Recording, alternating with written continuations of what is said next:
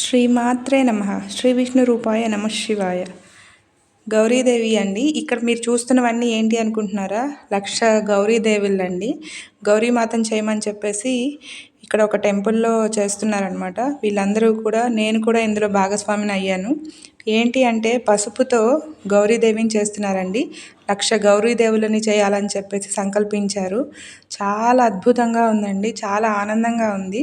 ఈ అవకాశం నాకు కూడా వచ్చినందుకు నాకైతే చాలా చాలా మనశ్శాంతిగా ఉంది. మనస్ఫూర్తిగా చేశాను. చాలా హ్యాపీగా అనిపించింది. చూడండి ఎన్ని గౌరీదేవులు అండి. అసలు చాలామంది, చాలా పవిత్రంగా అనిపిస్తూ ఉంది. ఈ గుడిలో చాలా మంచిగా జరుగుతూ ఉంది. ఈ ప్రోగ్రాం అయితే ఆల్రెడీ 1,00,000 దాటిపోయాయి.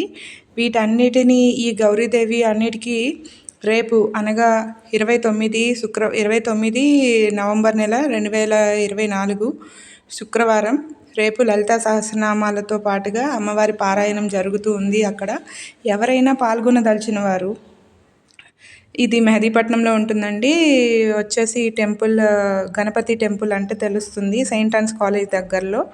పిల్లర్ నెంబర్ వచ్చేసి మేబీ 30-40 దగ్గర వస్తుందేమో, నాకు పెద్దగా ఐడియా లేదు.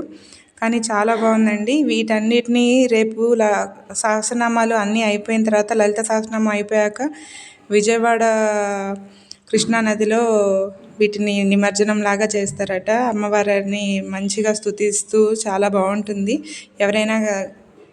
ఎవరైనా హాజరు కావాలి అనుకుంటే కనుక తప్పకుండా హాజరవ్వండి. Thank you so much.